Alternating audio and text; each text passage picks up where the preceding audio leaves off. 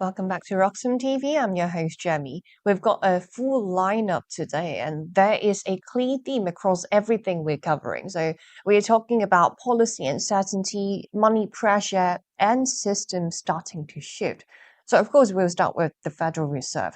This was Jerome Powell's final meeting as chair. Rates stayed the same, no surprise there, but the real story is what happened inside the room. The vote was deeply divided, and Jerome Powell is stepping down but not leaving the Fed. We'll break down how the Fed actually works, why members are disagreeing, and what this means for markets going forward. Then we move to the New York City, a $5.4 billion budget gap, and the mayor is calling it historic, no doubt.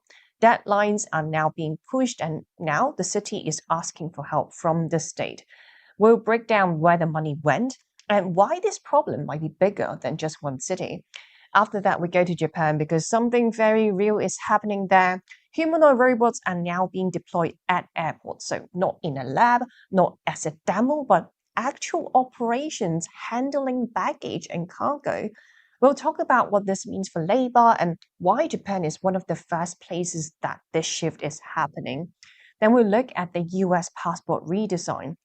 A limited edition passport is being launched for America's 250th anniversary and 250th anniversary, and it includes an image of Donald Trump inside. Of course, that's very unusual. We'll explain why this is getting attention and what it says about messaging and identity. Then we get into AI because the legal battle is heating up. Elon Musk is now in court suing OpenAI for $130 billion. And this is not just about money. This is about control, about direction, and also the future of AI.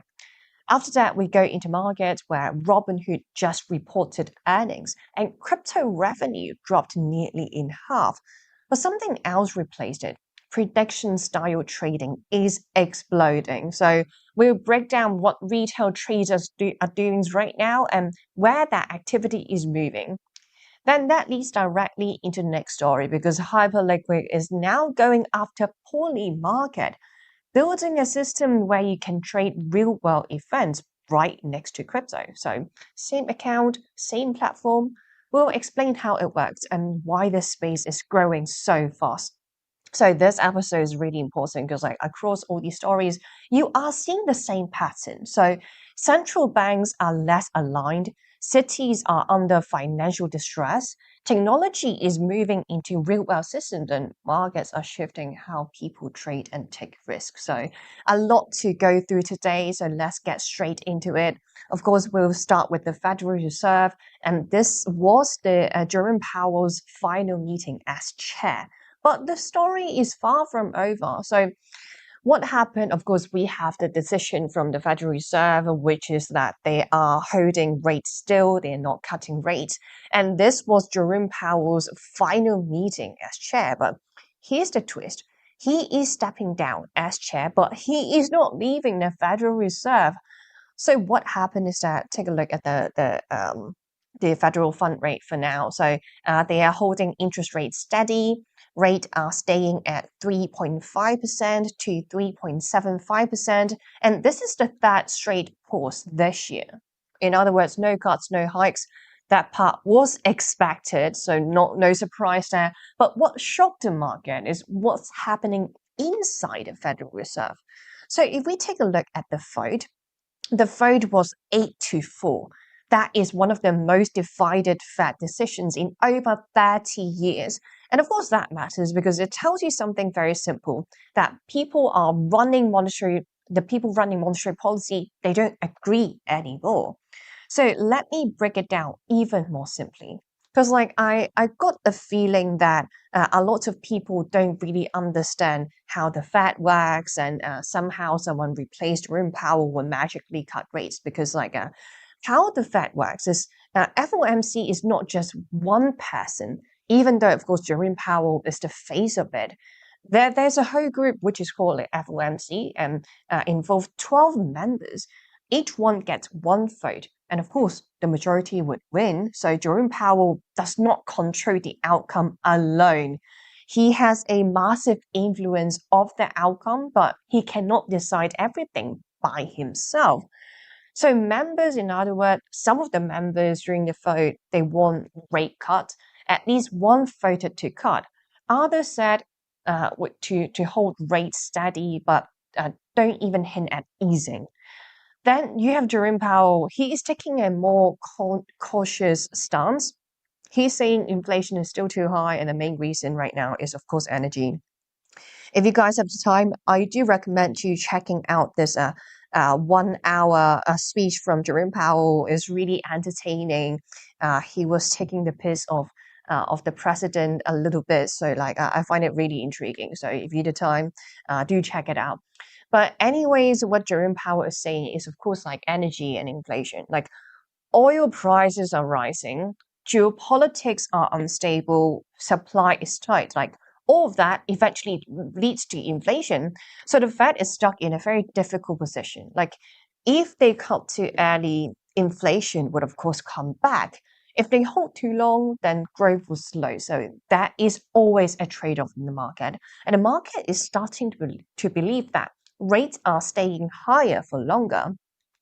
And I'll say it's very interesting to see how quickly the dynamic changed. Like, because earlier this year, markets expected to cut, but now the expectation is fading away. Like some traders are even pricing in a small chance of rate hikes again.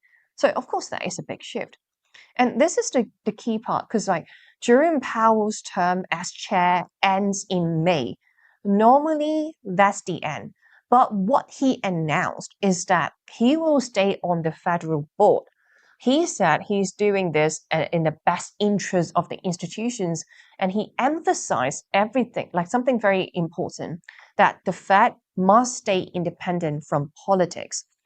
Like, as you know me, I love reading between the lines, and there has been pressure on the Fed, no doubt, political pressure, public criticism, and even investigations into the institution, like some overspending when it comes to the marble, the building. And Jerome Powell is basically saying he cannot leave just yet. He wants to stay and see things through. He previously talked about retiring, but now he chose to stay. And this likely comes down to three things, if I may guess. So first is to protect the Fed's independence. Second is to make sure the transition is stable. And third, I would say Jerome Powell is trying to protect his legacy. Like, think about it, because he came in during the pandemic, during COVID, during money printing, insane money printing, and inflation figure close to 2 digit. Now he lives with inflation still not fully solved. And this is not a clean exit, if you ask me. So the next chair is expected to be Kevin Walsh. But here's the key point that a lot of people are missing. Even the chair does not control policy alone. As I mentioned, like he still needs votes. There are 12 members that include like majority rules. So leadership change does not guarantee policy change. Now, if we put everything together, rates are not coming down anytime soon. Inflation is still at risk. The Fed is internally very divided. Leadership is changing. That, of course, creates uncertainty, and markets simply do not like uncertainty. Because the big picture is like before the message was clear, rates will go down, Kevin Walsh will cut rates before Donald Trump say a word. But then now the message is unclear. Like there isn't consensus, no more disagreement, and more risk. And that is a very different environment that we're in. So the bottom line for this news, okay, like Jerome Powell is stepping down, but like staying in the system, like rates are still very unstable, but the outlook is not. Inflation is lower than before, but still not solved. And the Fed is more divided than it has been in decades. And that is a signal. So speaking of signal, we can also take a look at Polymarket because like some of the polls, they do provide some perspective of like the expectation of the market. So uh, here is an interesting poll. So how many Fed rate cuts in 2026? Of course, the number one vote is sitting at the top. So 0 zero beep change. So that means majority of people expect there won't be a rate cut in 2026. So 58% of people expect that. And if we take a look at the second poll, so Fed decision in June, of course, like it kind of like related to the first poll I was showing, right? So in June, majority of people think there will be no change. So 96% of people think there will be no change on 17th of June, and that is kind of expected, right? All right, so speaking of crisis, it's not just the United States in crisis, but like city-wise, they are in crisis as well. So New York City is now facing what the mayor is calling a historic budget crisis. And the number we're talking about is $5.4 billion shortfall. So what just happened is the New York City mayor just announced the situation at City Hall. He delayed the city's budget deadline, so from 1st of May to 12th of May. And at the same time, he's asking the state Albany for help. So in simple terms, the city is running out of money and it may need a bailout. So let's break it down simply what this means. So spending is coming in much higher than expected for New York City. One example is like cash assistance. So the city originally budgeted around $816 million. Actual cost, though, is almost $1.7 billion. So that's nearly a double. And this is not just one program. Multiple areas were underestimated. And there is a bigger core issue here. New York City generates a lot of revenue for the state. So about 55% of total state revenue, but it only gets back around 41%. So that gap has existed for years. So this is not it's not like a brand new problem. It's been building over time. And just to add more complexity to the story, the mayor is not managing the situation. He is also proposing an even bigger budget. In fact, the largest budget in the city's history. At the same time, he has made it clear he does not want to cut his campaign promises. So things like free public buses, rent freezes, city-owned grocery stores, all of these, of course, require money and a lot of money we're talking about. So now you have a situation where spending is already so high and more spending is being planned. And former Mayor Eric Adams said he left the city with about $8 billion in reserves. So now there is a constant debate. Was the problem already there, or is it just getting worse? If you ask me, I would say the answer is likely both. So eventually, this would let the city three options. So the first one is to cut spending, might be very difficult for New York City. Second one is to raise revenue, and the third one is to get help from the outside. Right now, the focus is, of course, getting support from the state. And this is not just about one city. Like New York is one of the largest economies in the world. If the city struggles, it would affect housing, it would affect jobs and also financial market. And it sends a signal about how sustainable large city budgets really are. And if we zoom out to the bigger trend, like we are seeing a pattern in many places where there's like high spending, rising costs and pressure on middle class households. New York already has one of the highest costs of living in the country, and that puts even more pressure on the system. And yes, I agree, like some of these problems were already there, budget gaps, like underestimated costs, structural imbalance. But at the same time, if you respond to a spending problem by increasing spending even more, you risk making the situation worse. At some point, someone has to pay. So either taxpayers, the state, or future budgets. So final thought here is New York is facing a $5.4 billion hole. We already know that. The deadline is now being pushed. And now the city is looking for help. So the question is simple. Is this a temporary problem or a deeper structural issue that is just starting to show? All right, a little food for thought here, but we'll take a short break for now. When we come back, we are getting into humanoid robots, and right now they are offering their help in our human world. So, are they finally taking the blue collar jobs? If you guys are interested, make sure to stay with us after the break.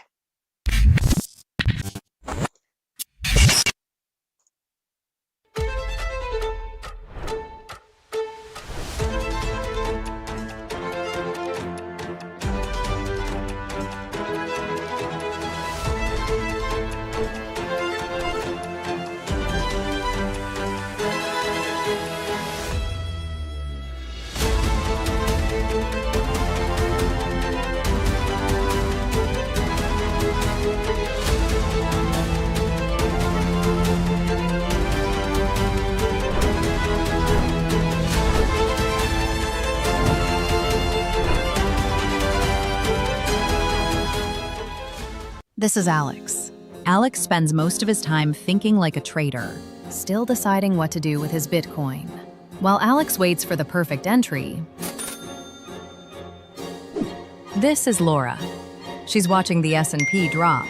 Everyone is suddenly a macro expert. She doesn't panic.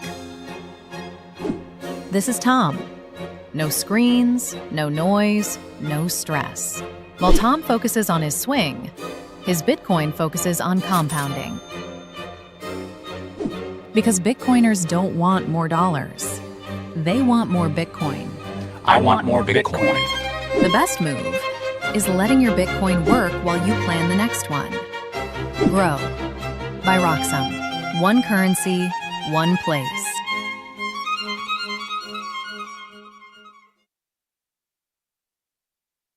Oh, I forgot to mention, dividends on Roxome are paid in Bitcoin.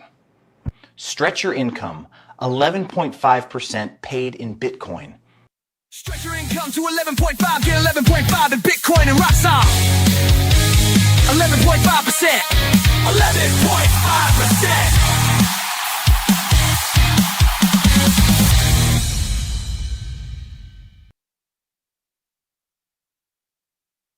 Welcome back to Roxum TV, and thanks for sticking around with us after the break. We're now diving into the humanoid robot world because that is one of my favorite topics, and they are entering the real life and solving actual problems for us humans. So Japan Airlines is now deploying humanoid robots. They are going to work at the airport. So there is some interesting video I do want to show you in a bit. So what happened is that Japan Airlines announced it will start using humanoid robots on the tarmac. So this starts next month. And this is the first trial of its kind in Japan. So what will they do is that there's this little footage. So there's this humanoid robot trying to push that cargo to the belt here. So they would handle the baggage, they would move the cargo and support ground operations. Like the reason why I'm so interested and find it so exciting, and that's why we're covering, and here we have the humanoid robots waving at the cargo, is that, of course, this is not a simple machine. They are humanoid robots designed to move like us, like human.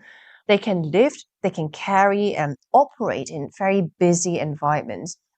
But there's still limitation because like when it comes to the battery life, it's only around like 2 to 3 hours per charge.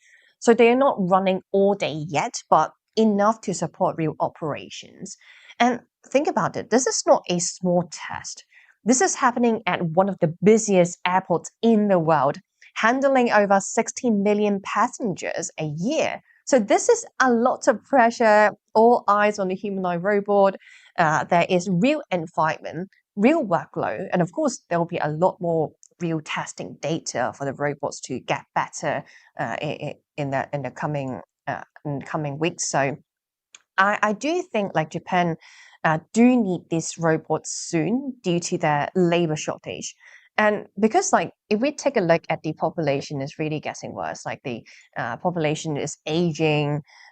This data is also 2024. Like Japan has the oldest populations around the whole world. But looks like the prediction for 2050 for Hong Kong, it'll be sitting number 1. And I have no doubt because youngsters here in Hong Kong, they just don't want to have kids.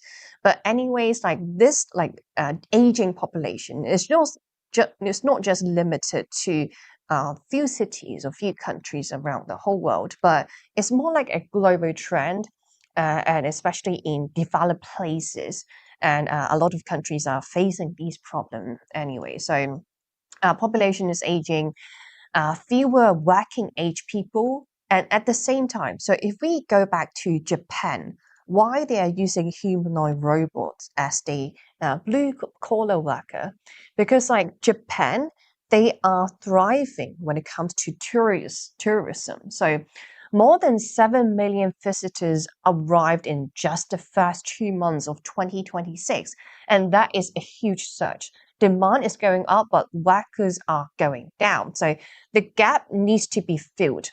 But here comes another concern. Are these robots replacing the workers on the ground at the airport, right? Well, of course, the company says no, they're not replacing workers. They are helping them, reducing physical strain and handling repetitive tasks and making the job easier.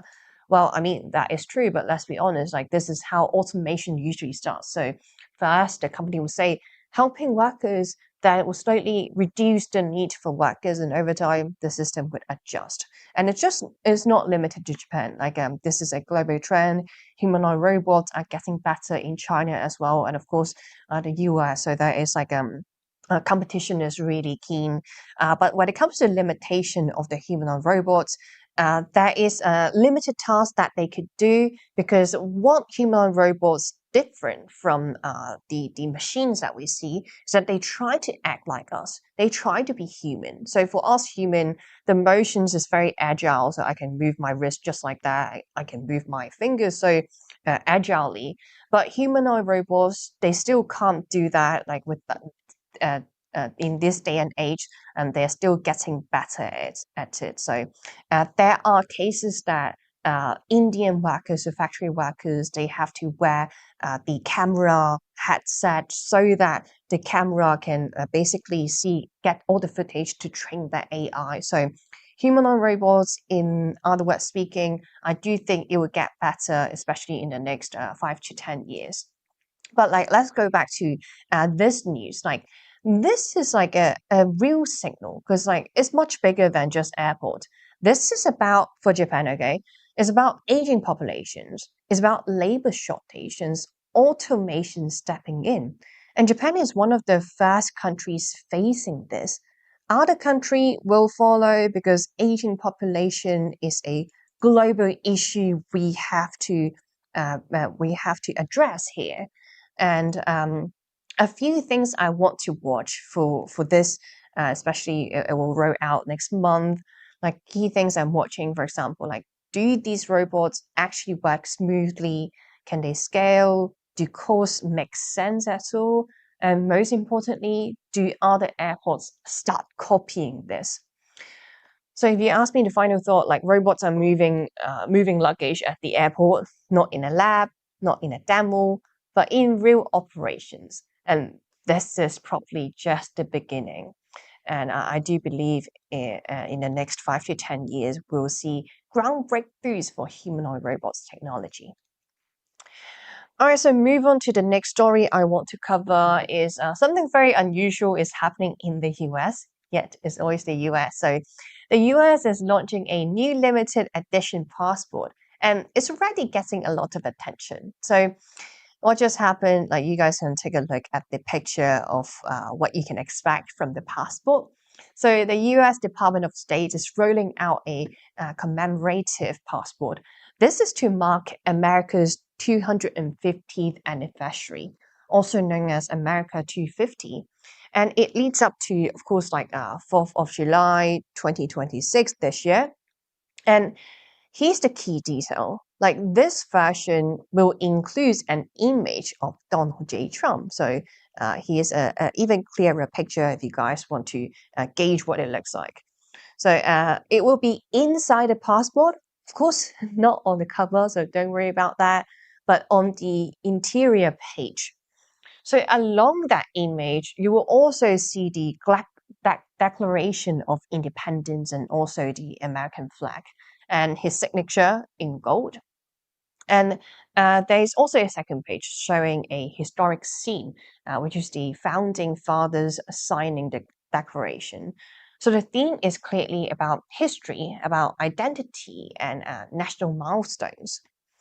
This is, of course, getting a lot of attention only because, like, this is not typical, like, even for the US.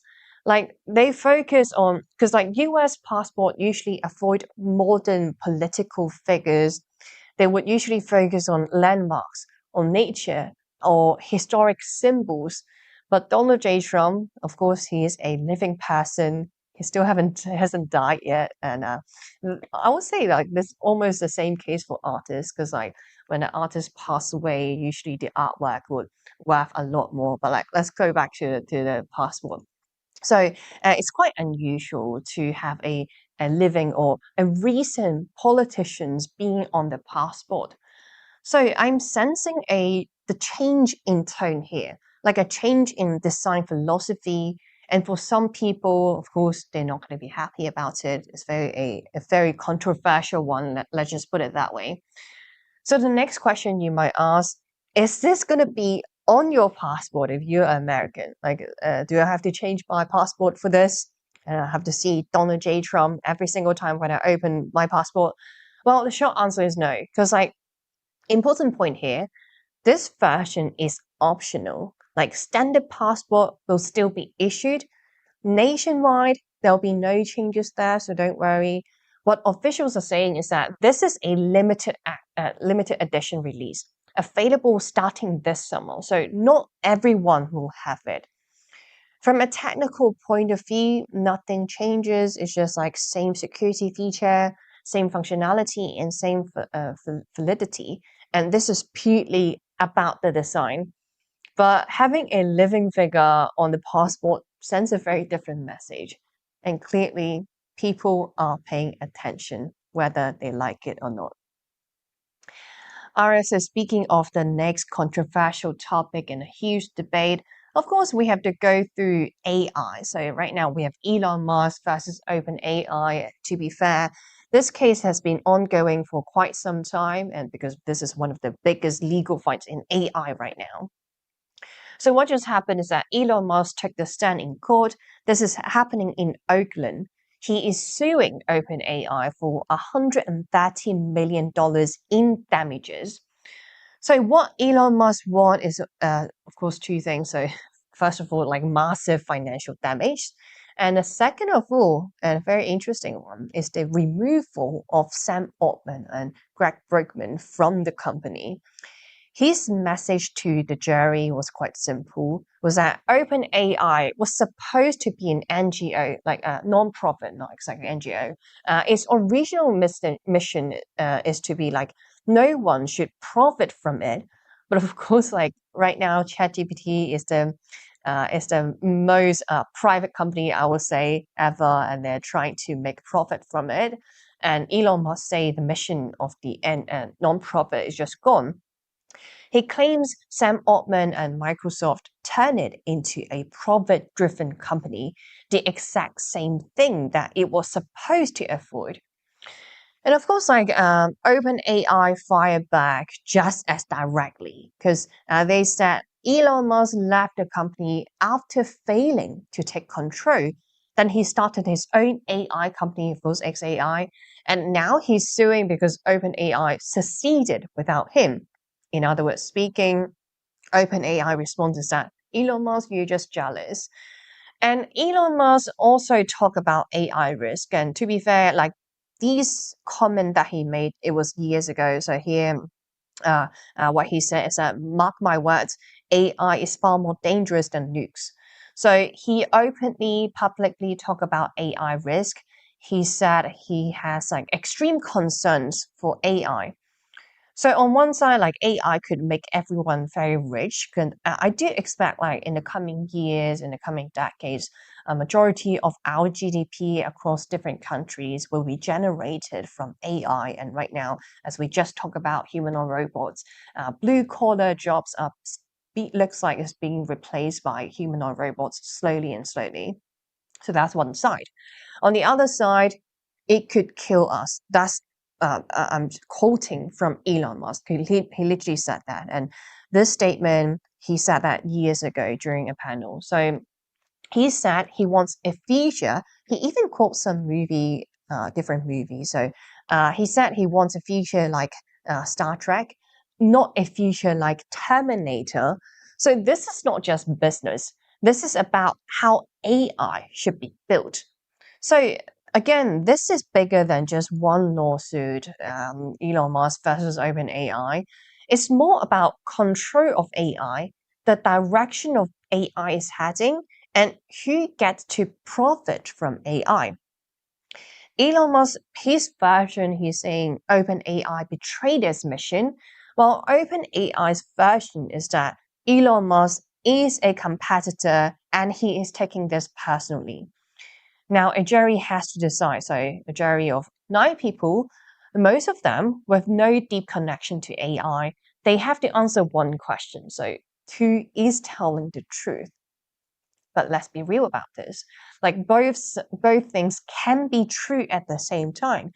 Elon Musk may genuinely care about AI safety, but he also runs an AI company trying to compete in the same space. So the warning that the man warning that AI could destroy the world is also building AI and trying to win in the AI field. So isn't that contradicting? I'll leave it for you guys to judge, like the true intention for Elon Musk to build AI, because I would say he's the father of OpenAI, of ChatGPT as well. So this case is not about it's not just about the past, it's about the future of AI, who controls it and what it becomes. Of course, I'll be eyeing on the development of this story very, very closely here on Roxham TV. So we'll take a short break from here. When we come back, we are diving into the Robinhood earning, and looks like they just missed it. And ultimately, the reason why they missed it is because of crypto. And crypto, we have been in winter. We are certainly in a bear market. But are we going to bounce back from here, or altcoin just simply going away and we can just focus on Bitcoin from now on? So if you're intrigued, do stay with us after the break.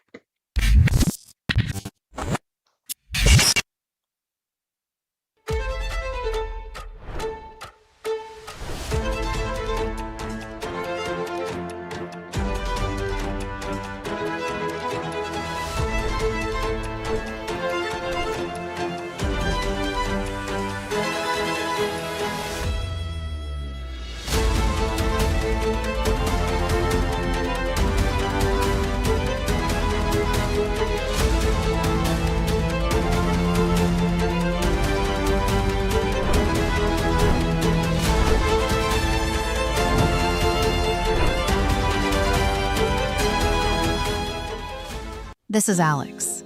Alex spends most of his time thinking like a trader, still deciding what to do with his Bitcoin. While Alex waits for the perfect entry, this is Laura. She's watching the S&P drop. Everyone is suddenly a macro expert. She doesn't panic. This is Tom. No screens, no noise, no stress. While Tom focuses on his swing, his Bitcoin focuses on compounding. Because Bitcoiners don't want more dollars. They want more Bitcoin. I want more Bitcoin. The best move is letting your Bitcoin work while you plan the next one. Grow by Roxham. One currency, one place.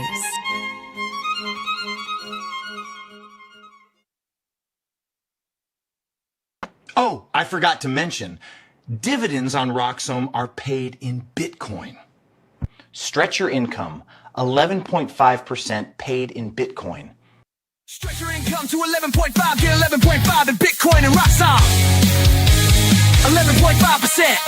11.5%.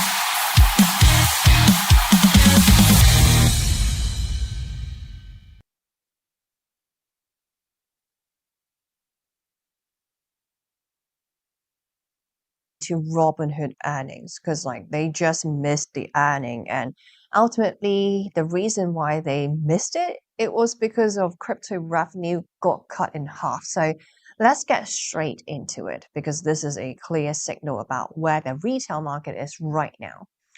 So what happened is that Robinhood just reported its Q1 earnings, and again, it missed its expectations and both revenue on both revenue and profit.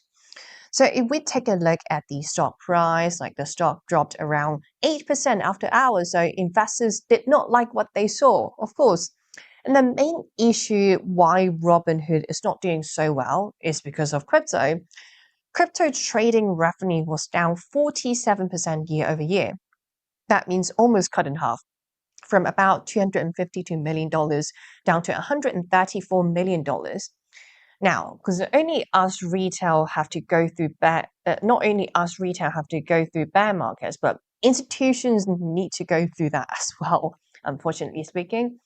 So for Robinhood, crypto used to be their biggest driver, their so-called cash cow. When retail traders are active, Robinhood makes money. But when activity drops, revenue, guess what? It will also drop. So earnings per share came in around 38 cents, slightly below expectations. Revenue was about $1.07 billion, still growing year over year, but below what analysts expected. And the funny thing is that when it comes to the CEO of Robinhood, he just said something very interesting. He basically said, like, I don't want to talk about Bitcoin price anymore. That tells you something very important. Like, they don't want to rely on crypto cycles anymore because crypto revenue is so volatile. We have to go through bull market. Of course, bull market, there is huge profits being made. And bear market, of course, the big drop, the big crash. So like 70% correction for Bitcoin is not unseen before. So right now, what Robinhood is trying to do is that they're trying to pivot, moving it into prediction markets, into derivatives and financial tools, trying to become a full financial platform. Of course, one category actually absolutely exploded is prediction markets, so event contracts. This is basically prediction style trading, that segment, because we almost look at Polymarket every single day here on Roxxon TV. It is some really good data to kind of gauge what the public is expecting. So this prediction style trading, the segment grew 320% year over year. And we're going to do a deep dive into prediction markets in a bit because like it's not just Robinhood is eyeing this sector. Even Hyperliquid is also looking into that. So more on that in a bit. But if we come back to the prediction market sector, users traded about 8.8 billion contracts in Q1. And of course, that's massive activity.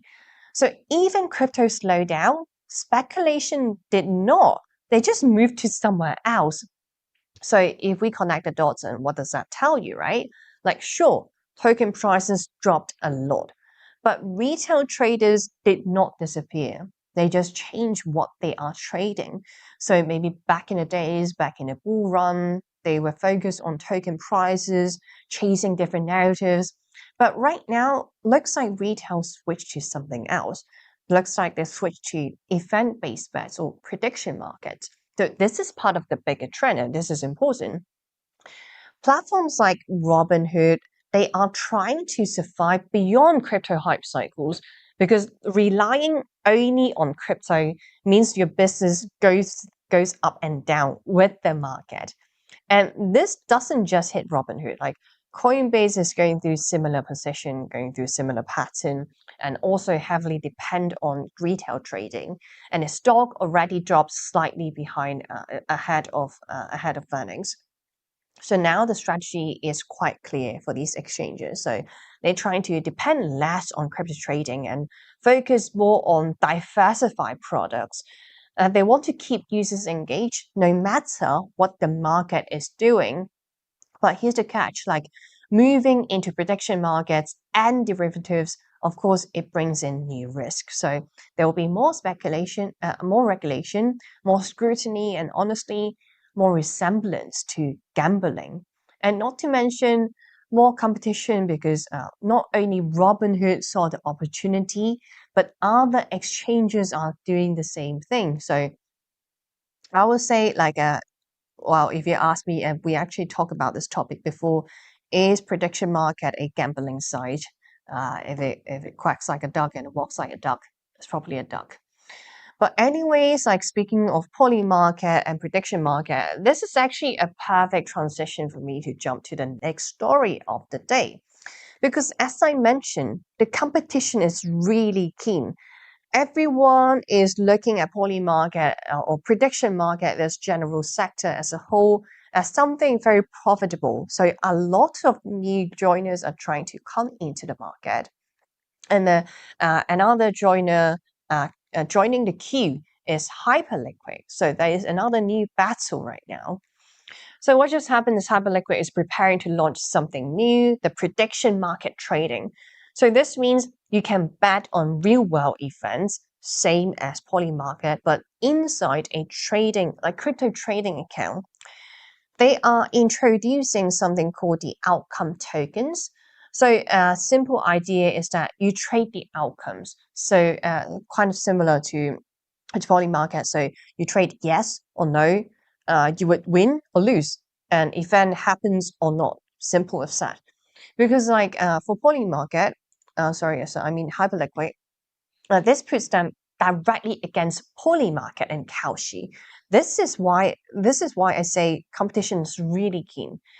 And here's the hook for Hyperliquid though, because like Hyperliquid is already a very successful product, and even in this cycle, like the downtrend, most of the crypto projects are losing money or burning investors' money, but Hyperliquid is still rocking it and still earning that trading fees. And for Hyperliquid, it's different. So they have a hook. Like they are introducing this product while opening a trade is completely free. So zero fees to enter on Hyperliquid. You only pay when you close the trade or settle the result. And that will significantly lower the barrier. More people would likely try it, more people would gamble. So of course there'll be more activity and more volume on Hyperliquid. And they are already the giant right now.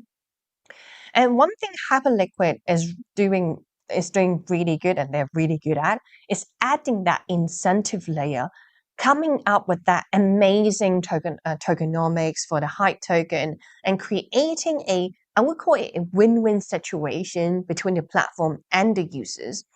So if you use the system token, you'll get lower fees and better rebate. Again, a win-win situation for the users and also for the platform.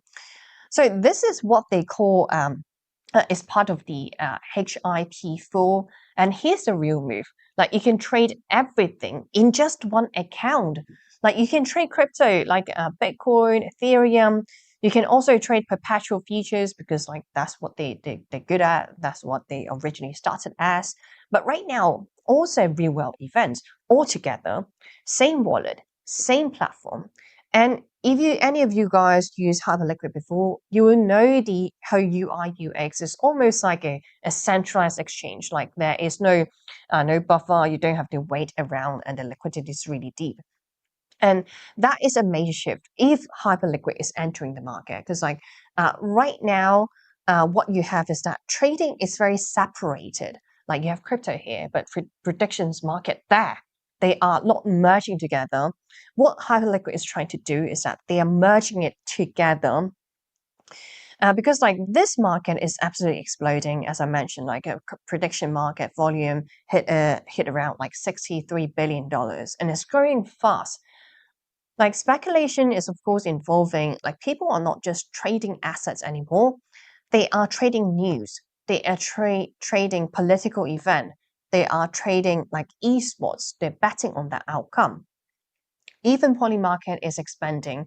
They are planning perpetual trading. So both sides are moving into each other's territory. So it's going to be a real battle, and I'm very interested in the outcome to see the ultimate winner in this situation. And as for Hyperliquid, they are not just adding a feature, they are building like a one-stop trading platform where everything in one place. Right now, so the current state, this is still on testnet, so it's not live yet. I know I've been talking up about the Hyperliquid prediction market, but it's actually not live yet. There isn't a official launch date, but what they did is that they published the fee structure. That means they are closed. And let me be honest, like this is not just innovation. This is a race for attention because retail traders want action. They want to gamble. If crypto is low, they move to something else. Maybe they bet on the elections outcome, they bet on the war outcome or some breaking news. Anything with uncertainty that people feel intrigued enough to bet their money on. So in other words, like these platforms are still like betting on the people to almost like gamble on the side so that they can make money. So at this point, like trading, gambling, speculation are start to look very similar. Final thought. Hyperliquid is not just competing with Polymarket, it's competing for your attention, it's competing for your time, and it's competing for your capital. So like before we end the show, I do want to provide a quick update on the Bitcoin price. And because like we have been looking at Bitcoins like almost every single day on Roxham TV, and especially when it comes to the price. And not gonna lie, like this week we had a really nice pump. We pumped to like 80K, almost touching 80K. And we have this like a kind of like a double top around 80K, and of course like double top being the bearish pattern. So like I do want to provide a quick perspective, my own analysis of where Bitcoin is possibly going. And what I do here is like I've always like identify the patterns. I draw the line of resistance where Bitcoin might usually get rejected at this critical level. And it personally, it helped me a lot to kind of gauge where the market is going. And it helped with the probability because, as I mentioned, TA is all about calculating that probability, like the most likely outcome in the near future or possibly in the months to come. So what just happened here, Bitcoin is sitting at 76K. And I do find today's chart interesting because again, there's so many lines here, but bear with me if this is your first time watching the show. So all the lines that I drawn here, again, we're starting with the daily candle. And here with the RSI at the bottom, and of course the Bitcoin price at the top. So like for the daily RSI, I connect the resistance and form this line, which is of course going towards the slightly down, slightly declining. So we have this resistance, and then at the same time for the daily RSI, we all have this like rising support. And the reason why I find today's chart interesting is because like we drop below this support a little bit on the RSI. So if we zoom very close, we drop to deviate from the rising support on the daily RSI. Of course, this is a bearish trend, bearish pattern we are spotting. Not only this, so like rising support, we kind of lost that, though we are fighting that battle to stay above it. Not only this, like we have the declining resistance line. So what it means, like the momentum is building. So we are squeezing inside this line. So inside this triangle pattern here. So what's going on? I don't know why. But like here we go. So we drop below the support a little bit, and let's see if we stay below it. And if so, we have one confirmation that we are heading to lower places, and then second one is that like I drew this bear flag months ago, if you can go back to my track record here on Robson TV. So whenever we go to this like critical level, why we have different colors. So we have a rectangle, purple rectangle again, drew months ago, and then we have this bear flag. And the confirmation we have is that like, okay, we touch the bear flag here, and then 1, 2, so that is a bear flag, confirmation of bear flag. Of course, as the name suggested, it is a bearish pattern we do not want to see. But like as I always say, like trade the market you have, not the market you want. Like we are just retail here, trying to read different indicators, trying to have an idea of where the market is possibly going. Like what we can do is very limited. So as a good trader, we should identify the situation we're in and try to make the best trade out of it. So I know like I want Bitcoin to go to a new all-time high, but it's not just like what I want and then I'll get it, right? So a good trader would make money in any situation, like despite the market going down. But like for the price action, second bearish signal that I sense here in today's chart is that like if we zoom very close, we are on the daily candle. Like whenever we hit that critical point, we get rejected. So same here, that goes back to 17th of March, 2026. And here that was like, not so much, but like that was like where the bear flag started. But anyways, like we have 3 consecutive daily candles of going down. So that another point that would validate this bear flag. But like also in this rectangle, of course, like 78, so 77K to 80K is a very delicate point. Like if we get rejected again, that would again like validate this bear flag. So that would be another bearish signal that I spotted. So bearish signal number 1 is the LSI. Looks like we are losing that support a little bit.